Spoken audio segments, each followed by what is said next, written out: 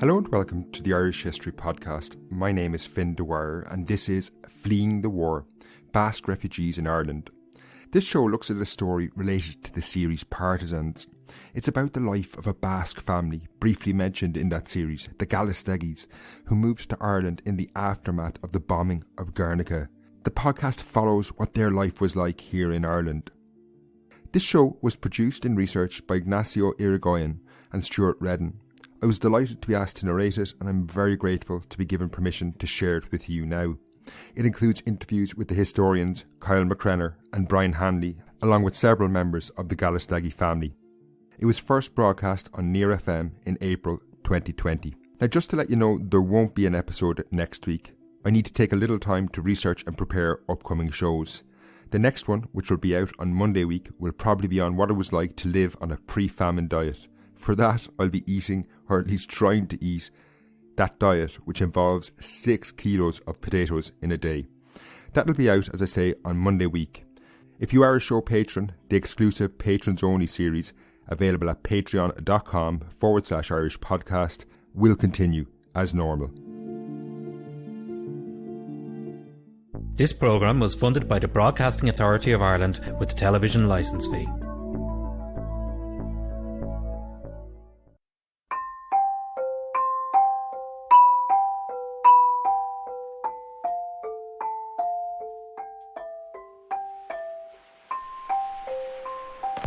Is this Irish citizen of Basque origin going to be made a plaything between de Gaulle and Franco? The question we have just heard was raised in the Dáil on the 8th of November 1962 by Clon na Poblachtha TD Joseph Byrne and put to the then Taoiseach Sean Lemass. However, to understand the response from Sean Lemass to a question that carried such important international ramifications, we first have to establish: who was this Irish citizen of Basque origin? Why was this particular case raised at the highest levels of government in Ireland? And how had this man come to be at the centre of an international incident between the French and Spanish states? Let us begin by saying that the Irish citizen of Basque origin referred to by Deputy Byrne was a man by the name of Gallastegis. Iker's associations with Ireland began during the Spanish Civil War, where he and his family were forced to flee their home in the Basque city of Bilbao, following the Nazi bombing of Guernica in April 1937. His parents, Margarita and Ellie, along with Iker and his 4 siblings, set up home in Gibbstown, located in the then newly established Meath Gaeltacht. But to find out how the Gallastegi family came to live in Meath, we have to look a little further back in history. So we will start at the beginning with the help of historian Brian Hanley, who will give us some idea as to what Ireland was like in the 1930s. Well, you had a state which had achieved partial independence less than a decade before from the British Empire, but was still officially a dominion of that empire. So there was still a Governor-General, there were still symbols of the British connection, and you had a society that was bitterly divided by the compromises that were involved in achieving that partial independence. So there had been a civil war, society was very much divided still between those who were anti-treaty and pro-treaty. The pro-treatyites were in government. They were really, in many ways, symbolised by their conservatism, by their Catholicism, by their essential reliance on the British market. Not a great deal, in some senses, aside from symbols, had changed. But in economic terms, it's a very poor place. And certainly the working class and the rural poor haven't seen much change since the treaty in 1921-22. The victory of Eamon de Valera and Fianna Fáil in the 1932 general election in many ways it is quite transformative, because not only was this the party that was mainly composed of those who had been on the losing side in the Civil War, but by 1932 that party is promising to tear up the treaty with Britain, to put into practice the Sinn Féin policies of protectionism and Irish economic development, to break away from the stranglehold of Britain both politically and economically, and also then to move towards the achievement of a republic, which many people perceive as meaning a united Ireland. It certainly means that many of the remaining symbols of British rule are going to be gotten rid of, and what the pro-treatyites fear, and it's a real fear, is that Fianna Fáil will seek revenge for the Civil War. So Donald Duffy, who's the Garda Commissioner, actually canvassed opinion among leading lights in the army and in the Gardaí about a coup d'etat to prevent Fianna Fáil coming to power if they win the election. That's rejected, but it gives you a sense of how, in many ways, dramatic the position was. And right across Europe, you had these ex-servicemen's organisations who are very often involved as the paramilitary side of fascist movements. And in the Free State you had an Army Comrades Association established for Free State Army veterans, in part again because they thought they might be victimised under a new government, but also to protect Cumann Gael activities. And ultimately by 1932 they're also aggressively challenging those they see as their enemies, particularly the Republican movement. But the intellectual leadership of Cumann Gael are also very impressed by European fascism. So they, during 1932-1933, are beginning to examine whether democracy has failed in the Free State, whether there needs to be a completely new form of governance and society. And they're attracted to fascism, as are other members of the Army Comrades Association. And in 1933, Eoin O'Duffy becomes leader of that body. And under him, they adopt blue shirt as a uniform. They adopt the right arm salute as a greeting. They feel that there's an imminent threat of communism. They believe De Valera is a weak leader who's going to open the door for communism, and that communism is going to come through the IRA. So at one level, you've got party competition, Fianna Fáil versus Cumann Gael, and in part that's an expression of the civil war of a decade previously. But you also now have fascism and anti-fascism as a focus for conflict on streets across the Free State. In 1933, a variety of organisations merged to become Fine Gael, and Eoin O'Duffy is the first president of Fine Gael. So the Fine Gael party allies itself very publicly with the blue shirt movement in this period. A lot of Fine Gael TDs wear blue shirts in Leinster House, and during that debate John A. Costello, Fine Gael TD, says the Hitler shirts, as he calls them, have been victorious in Germany, the black shirts have been victorious in Italy, and the blue shirts will be victorious in Ireland. Fine Gael Ardèche sends greetings to their prisoners in Arbour Hill because a lot of blue shirts are being locked up. Delegates stand and give the fascist salute in key moments during speeches.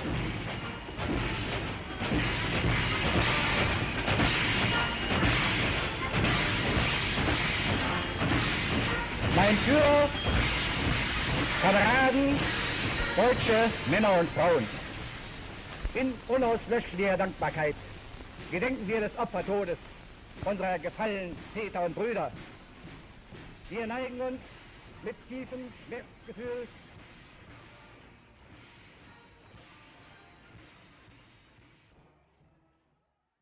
So historian Brian Hanley has put into context the political situation in Ireland in the 1930s, but we have still to establish how the Gallastegis ended up in Ireland. For that we need to introduce a new protagonist. Now is the time for Basque history enthusiast Steward Reddin to introduce us to Ambrose Martin, one of the protagonists of that period of Irish history and someone who played a crucial role in facilitating the Gallastegi family's settlement in Ireland. Ambrose Martin was somewhat of a mysterious figure in Irish history, certainly not a prominent figure within republicanism.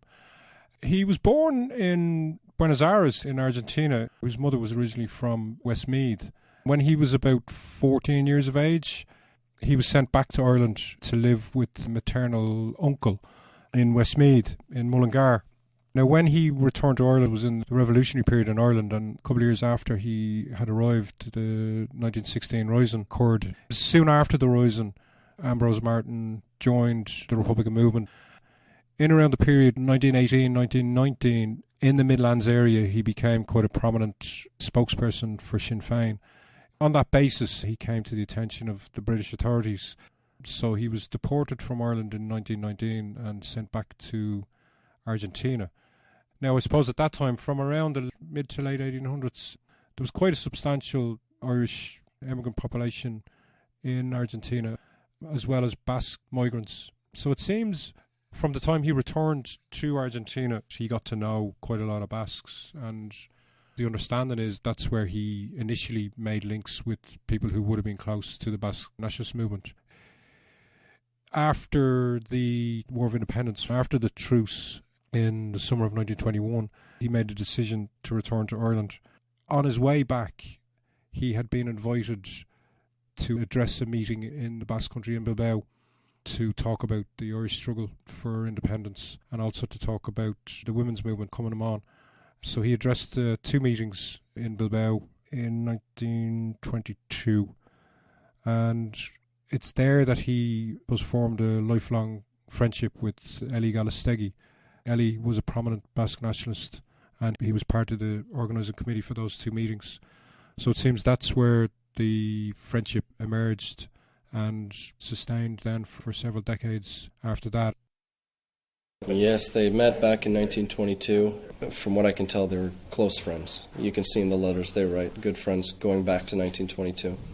Roughly similar ages, roughly similar political inclinations. And they set up the Irish Iberian Trading Company in 1932 with its analogue in Bilbao, Reddin, and they were helping Ireland during the Anglo-Irish Trade War for all those years. As Canadian historian Kyle Mccreanor has just pointed out, Ambrose Martin, a prominent Irish Republican in the 1920s, visited the Basque country, and that is how he came into contact with Eli Gallastegi. Kyle has also introduced a new element to the story that is of utmost importance in the Gallastegi-Martin relationship when he mentioned their important business and the Anglo-Irish economic war. We ask Brian Hanley to again put this into context and Steward Reddin to link this to our protagonists. Initially, after Fianna Fáil came to power, there was a real sense in Britain that this was going to reignite some kind of Anglo-Irish war. But what Fianna Fáil did, they withheld the payment of land annuities. These annuities dated back to the land war of the 1880s and 1890s. They'd been part of the settlement of that, where Irish farmers had taken out loans essentially from the British state in order to purchase land. Now, there was always a great injustice about this, because historically people argue that land should never have been taken by the British state or the landlords in the first place. But these continued to be repaid after the treaty. They were a huge burden on many farmers all across Ireland, and Fianna Fáil said that they would cease paying them and that they would keep that money in Ireland, and they actually did that. Now, privately the British admitted that this was actually justified in terms of legality, but publicly they were gravely affronted, and they immediately began to put tariffs on Irish produce. Now, Britain was by far the biggest market for Irish goods.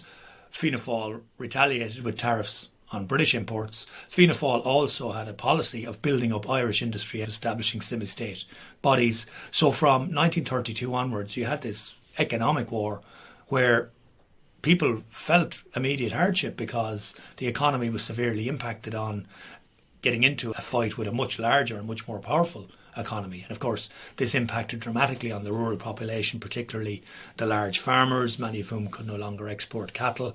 As it transpired, most large farmers tended to be supporters of Cumann Gael, or what becomes Fine Gael, the pro-treaty party. Fianna Fáil used the economic war to its advantage in some senses by being able to provide jobs in new semi-state industries for urban working class people, and also carrying through reforms in terms of land distribution and so on as well. But part of Fianna Fáil's project was not just building up Irish industry, but also attract industry into Ireland. So they'd have been very welcoming of people who wanted to trade with Ireland and see this as a way of getting away from the stranglehold of the British economy. Ireland couldn't trade any longer with Britain, so Fianna Fáil attempted to establish new trading routes, and what came from that was the Irish Iberian Trading Company, which had been set up by prominent figures within Fianna Fáil, and also had the assistance of the Irish ambassador to Spain, Leopold Kearney, and the Fianna Fáil TD was on the board of directors of the company. That company traded with Spain in association with a company that Eli Gallastegi was a director of in Bilbao, which was called Euskarren. They had an office in Dame Street. They were distributing kind of vegetables and some poultry and eggs. They had a distribution centre in the markets area on the north side of Dublin. Eli Gallastegi had money tied up in that company, but when the Spanish Civil War broke out, he was unable to access that money. This time Steward Reddin has introduced a new element to the story, the Spanish Civil War. So now we have an idea of the socio-political situation of the newly formed Irish state in the 1930s and how Irish and international politics intermingled during the rise of fascism across Europe. It was during this period that an army coup d'etat took place in Spain, and we will now hear Brian Hanley explain how the subsequent war in Spain after the coup and the fight against fascism impacted on Irish politics. Popular opinion across Catholic Ireland and nationalist Ireland was overwhelmingly pro-Franco, and there were a number of reasons for that. The Irish Catholic Church had become very obsessed with the threat of communism. Even though there was a very weak communist movement in Ireland, it was a theme that was returned to again and again in Lenten pastorals and in sermons and so on. And in fact, there had been physical attacks on communists at the behest of Catholic priests in the early 1930s. So when the conflict in Spain erupted, it was perceived in Catholic Ireland as a war between antichrists and Christ, between believers and non-believers, between atheists who wanted to destroy churches and slaughter priests and nuns, and those who wanted to oppose them. There was also historic links with Spain going back to the 1600s, which were played on the belief that Spain had been our allies in the dark days of English rule, and that "for God and Spain" was a slogan which still applied. So popular opinion was very, very much pro-Franco, and that was whipped up by the Catholic Church, which was very enthusiastically pro the right wing in Spain, but also by the Irish Independent newspaper, which was extremely pro-Franco and which reported every allegation of the massacre of priests and nuns and so on by the Spanish Republicans. So in the summer of 1936, the atmosphere across the Free State is very much pro-Franco, and on the Irish right, people take advantage of that. So you see huge rallies by what's called the Irish Christian Front, which is set up to support the Spanish fascists, and which draws thousands of people to rallies in Dublin and Cork and elsewhere, and which ultimately aims to send money to aid the Spanish nationalist cause and so on, and thousands of pounds are collected. The war in Spain put the Fianna Fáil government in a difficult position because, firstly, they wanted to maintain a position of neutrality and non-intervention, similar to Britain and France, and that meant not taking sides. So even though at a local level you see some Fianna Fáil coming, and individuals within Fianna Fáil want to go along with the pro-Franco mood, the Fianna Fáil party has a position of neutrality, and they don't recognise Franco only takes power. So they continue to officially recognise the Republican government in Spain. Fine Gael are pro-Franco and demand that Franco be recognised, and in some ways that makes it easier for De Valera to hold the line in his own party because his mortal enemies are so enthusiastically pro-Franco. And in the hysterical anti-communist atmosphere that prevailed in the Free State, some people on the Republican left realised that if you could have a Basque priest speaking in favour of the Republic in Ireland, it would go some way to countering the argument that this was a war about religion. And in January 1937, Father Ramon Laborda, who was a Jesuit priest, did come. And there was a rally in Dublin at the Gaiety called in support of the Spanish Republic, and he was a keynote speaker, very much making the argument that this was not a war about religion, and he went through the position of the Basque clergy and mentioned that Basque priests had in fact been killed by the nationalists. The Catholic press was scathing about Laborda and his visit. The Catholic hierarchy tried to put pressure on him and on the Jesuits to essentially get him out of Ireland. And where did our protagonists stand on all this? How were they involved in these events? Kyle and Steward will place our protagonists in context. In 1937, when Basque priest Ramon Laborda came to Dublin during the Spanish Civil War to try to sway the Irish public in favour of the Spanish Second Republic, Ambrose Martin was the one in Dublin helping translate his speeches and helping him around Dublin. There were certain prominent figures who publicly denounced any support that might be offered to the Spanish Republic. One of them was the Fine Gael TD Patrick Belton, who during a debate in the South about Ireland's stance in relation to the Spanish Republic in reference to the Irish Iberian Trading Company, denounced the company for continuing to trade with the Spanish Republic and accused it of feeding the Red Soldiers of Antichrist in Spain. And he described Ambrose Martin as one of the most pronounced and prominent communists in the country.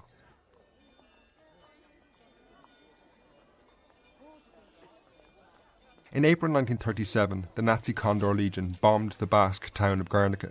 It was considered the first time that a civilian population had been carpet-bombed from the air, and it would prove to be a precursor to the type of war conducted just a few years later in the Second World War. Historian Brian Hanley discusses the impact the bombing had on Irish public opinion.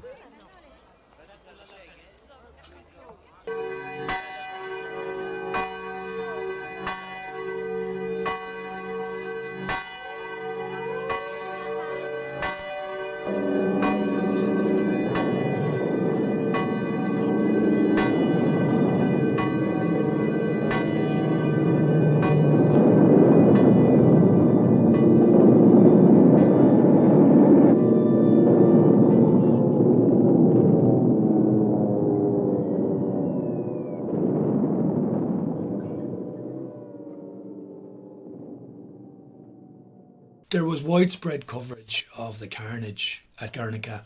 In fact, the IRA's newspaper on Fublock that actually carried a condemnation of the bombing of Guernica and a report on it. And it's also reported widely in the mainstream press as well. And it does, in fact, in many ways, go a long way to countering the idea that this is simply a religious war. It is the Irish Times and the Irish press in particular basically portray the bombing as it was, as a terrorist act. The Irish Independent is more embarrassed, and the Catholic press essentially argues that this is lies, that this is put up by Republicans and Communists, that they've created this themselves in order to make the nationalist side look bad. But certainly it's widely reported and people are aware that an atrocity has happened. Following the bombing, there was a mass evacuation of the civilian population in the Basque country. Nimbe Gallastegi, the youngest of the Gallastegis, recollects for us how, as a 2-year-old child, she and her family made their way to Ireland. However, at that time, those travelling to Ireland from Europe were required to have visas to enter, and Kyle will now explain how that worked out for the Gallastegis. Gallastegi has a bunch of money waiting for him in Dublin that the company has generated, and Ambrose Martin is the one who vouches for the Gallastegi family visa to come to Ireland. My father and my 2 eldest brothers came to Ireland first because my father had done business with Ireland, and my mother and my sister and myself and the maid that we had arrived by ourselves, and my mother of course didn't speak a word of English, and we landed, and she was desperate because my father wasn't there to meet us and she didn't know what to do. And my father was, there must be some sort of a hill above Cove, is there? I've never been down there. And he was up there with the boys. They said, we'll go up there and watch the ship arrive. And they missed it somehow and they didn't come down. The Gallastegis settled in Gibbstown, County Meath, and now Steward Reddin will provide us with some detail as to what Gibbstown was like at the time, and we'll discuss another new historical element to the story, that of the Land Commission. The Land Commission has a long history, but effectively it was set up in the aftermath of the land wars in the late 1800s in Ireland. It was set up initially to fix rents, to establish what might be termed fair rents, so to speak. But its remit was widened in the subsequent years, and it was the body that was responsible for the redistribution of land in Ireland. The Land Commission was reconstituted after the treaty, and it continued in its remit of redistributing land. After Fianna Fáil came to power then in 1932, in one sense, because you've had the Wall Street crash and the international financial crisis, which in some ways cut off the option of immigration for a lot of people, particularly in the west of Ireland, where there had been a long history since the famine of immigration to the United States. At that time as well, Fianna Fáil had a policy which might term the Gaelicisation of Irish society, to promote greater use of the Irish language and promote Irish culture. Both of those combined, congestion on the western seaboard and the promotion of the Irish language, resulted in Fianna Fáil deciding to try and establish Gaeltachts outside of the west coast. And there was a large tract of land identified near Trim in County Meath, in Rathcarn and in Gibbstown, Ballion Gib. So what they did effectively was to move families from Kerry, Connemara and Donegal to County Meath and establish a Gaeltacht. And those families were provided with plots of 22 acres, of which would have been quite good land, certainly by comparison to the land on the west coast. Arguably, the plots weren't big enough, the farms weren't big enough with 22 acres to make them economically viable for the families. But that's where Gibbstown community, or that Gaeltacht, came from. There were some objections locally because what was considered to be effectively outsiders coming in and taking all the good land. And also the fact that people who were coming from the West Coast spoke Irish, and there was also a sense that Fianna Fáil had hand-picked the families. So we have a newly created environment. Let's take an opportunity to walk through the remains of the house where the Gallastegis lived with local resident Maureen Shields, whose families were neighbours of the Gallastegis, while at the same time Nimbe will take us on a trip down memory lane. I don't remember them being here because I was born in 51 and they were gone at that stage. But as a child growing up, all I ever heard about was the Gallastegis. They never died, even though they weren't in Gibbstown. The memory of them was kept alive because people were always talking about them. And I remember as a child, and our house is only directly across from the castle. Like my father would have talked about them. My uncle Eddie down in Donegal, especially him, because he was older, he talked about them a lot. And my aunt Bernadette, who's still alive, was in the same class as Nimba. And I think it was because my family were, I suppose my father's family were very Republican. And there was that connection, I think, just that, I suppose, memory of people believing in freedom. And they remembered these people on the run and trying to make a life for themselves here in Ireland. The Gaeltacht people came in 37 and they came in 37. So they were both kind of strangers in a new land. That's why they gelled together. Because there were very few foreigners living in Ireland at the time. And we were in what they call the big house. There was the castle, which we did not live in because it had been burned. But there was what was a kind of a guest house, an 8-bedroom guest house next to it. And that's where we lived. This was their home. So this was so familiar as children growing up here. Oh, it's massive. And I mean, when you think of the house is gone, so there was a lot of people employed here. There was woods. It was full of trees.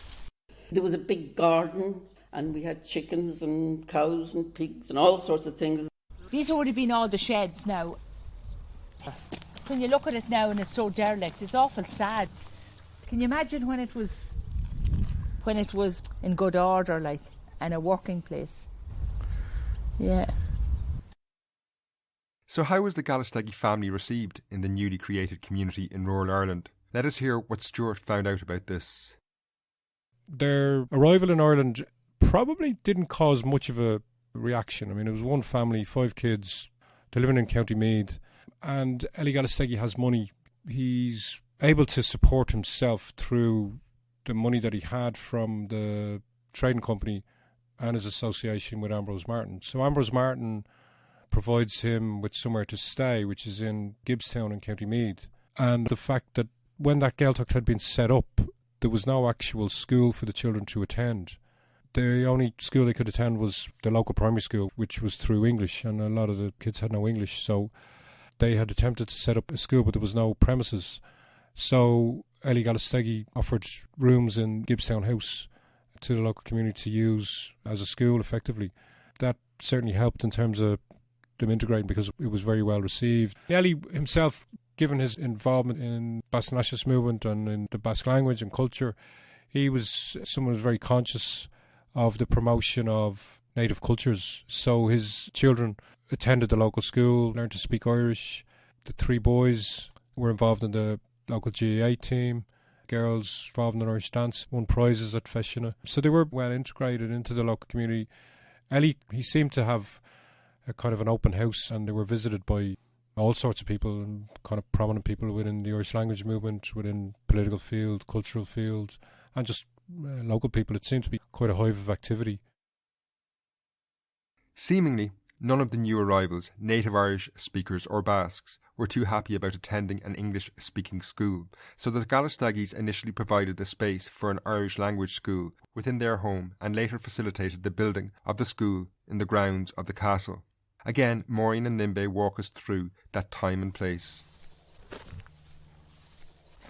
When the people came to Gibbstown from Kerry, Donegal and Mayo, this is where they went to school. Gallastegis gave them, because there was no school for them. The school in Gibbstown was 2 classrooms, but we learned everything through Irish. And it's extraordinary when you think of the 5 children going to school in Gibbstown, all their education through Irish, and how even years later when Lander and Iker, when they came to, after all them years, could still sing their Irish songs. I suppose you never forget the days of your childhood. This is where they would have ran around, as small children, going to school here. So they would have been in these rooms and walk around. We'll go around the front now. And you can get the date then, you can see 1940 something then. 41 or 47.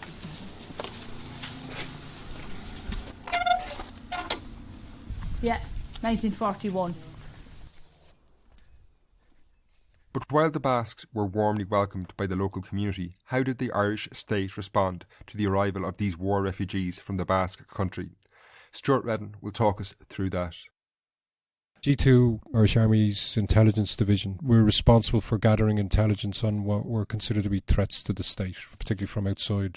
So they would have had an interest, obviously, in a group of Basques arriving.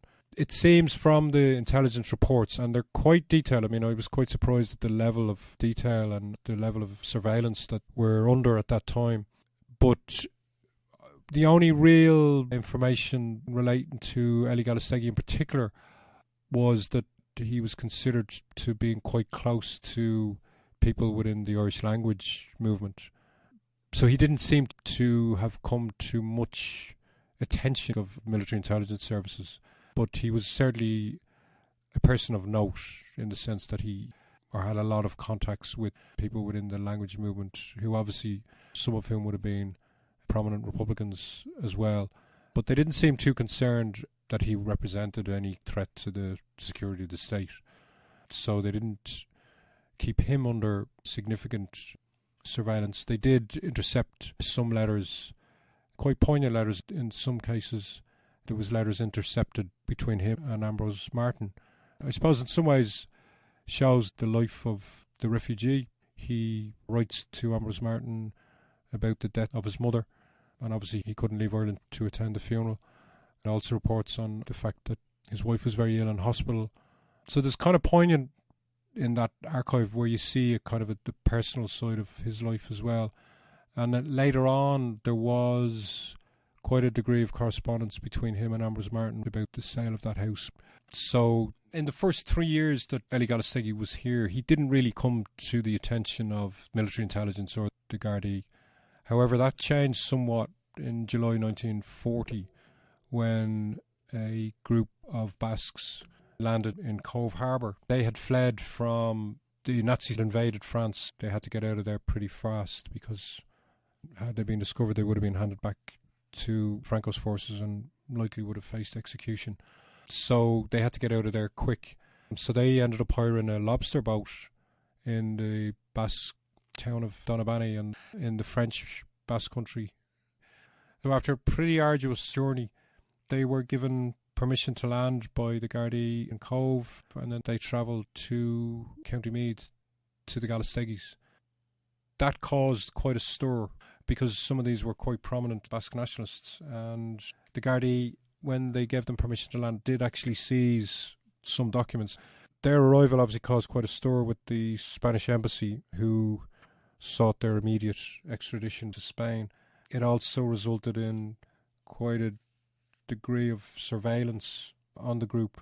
Their post was intercepted and they would have been followed to a certain extent, but particularly the post. I mean, all of their mail was intercepted and copied and translated, and so there was certain concerns about who they were linking up with politically in Ireland. But by around 1942, the military intelligence concluded that the group hadn't really concerned themselves with Irish political matters, and that while this group were strongly hostile to Franco, that they were not, as military intelligence described, or communist, and were on good terms with various clergy, which seemed to satisfy the Irish military intelligence.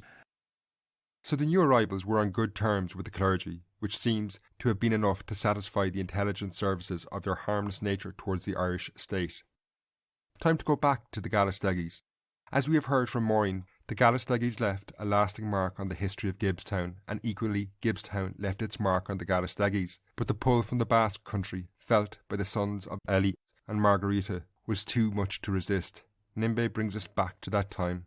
Oh, we all have very fond memories of Ireland. We were all very happy growing up here. And my sister and I just thought we were the same as all the other little local kids. When I was an American, people would say where you were from. I always said Ireland. And then if it came out, like, where were you born?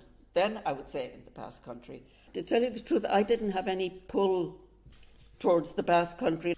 Lander, Iker and Unai, the boys, they felt a pull. I guess because they were older and they also understood the politics of why we were in Ireland and what my father and mother had sacrificed.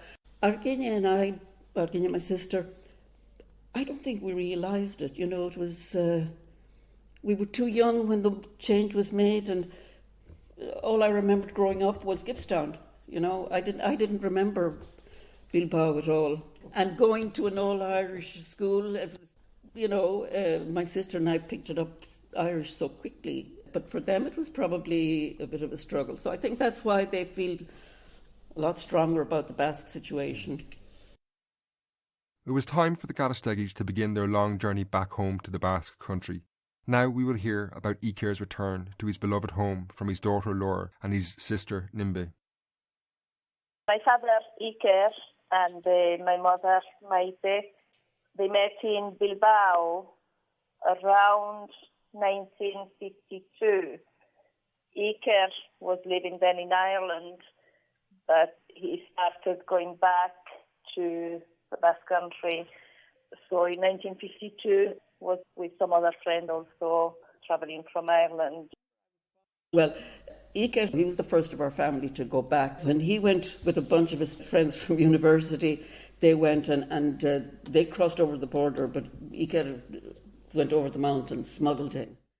It is obvious from both Nimbe and Laura's recollections that Iker could not return to the Spanish side of the Basque country. But why was that the case, and how did this affect Iker? Laura Gallastegi again.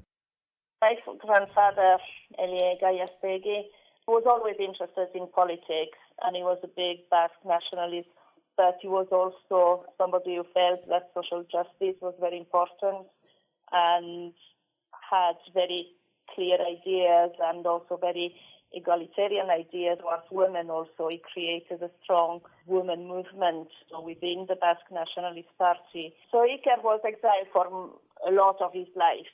Started as a child because of his father's politics and the different situations in the Basque country and Spain, and then later himself as an adult because of his own politics.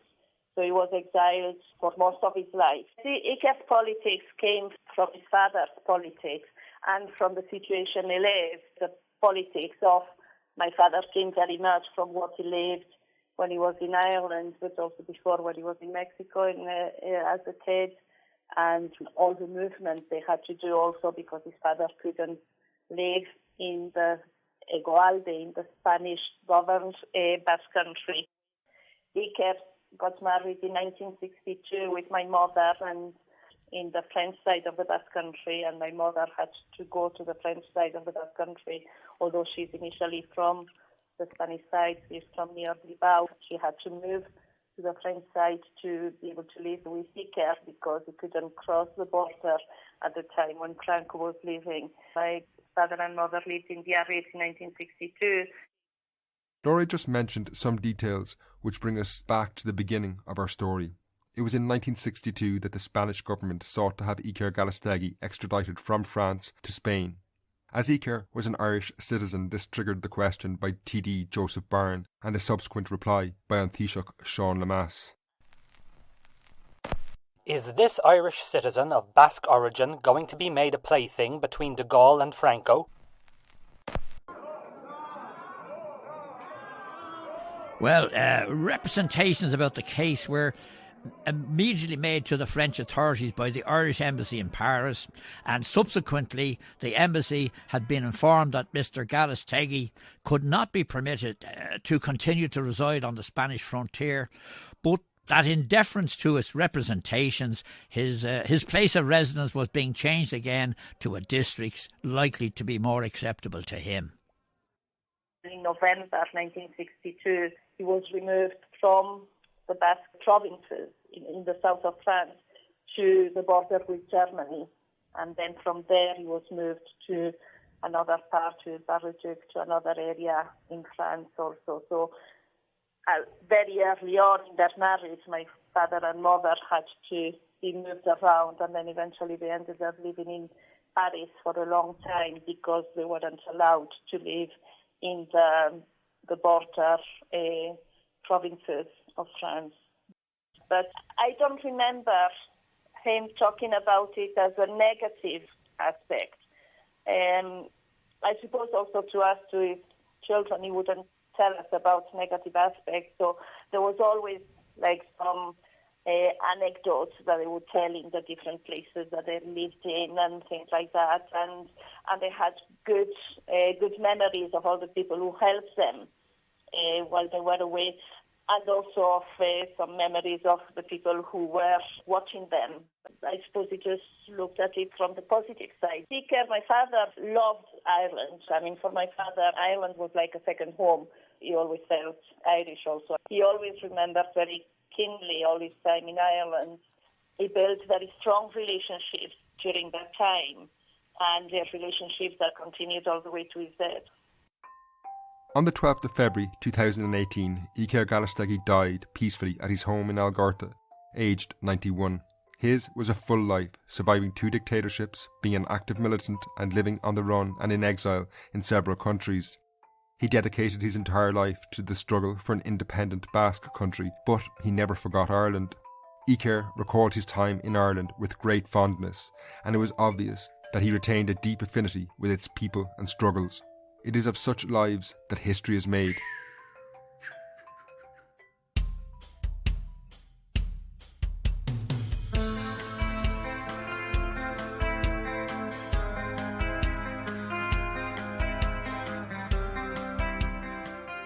Fleeing War, Basque Refugees in Ireland is produced by Ignacio Irigoien and Steward Reddin, with the participation of historians Brian Hanley and Kyle Mccreanor, as well as several members of the Gallastegi family. Thank you also to Maureen Shields for her contributions to this project. Narration was provided by historian Finn Dwyer, with historical representations by Jack Byrne and Alan Bradish.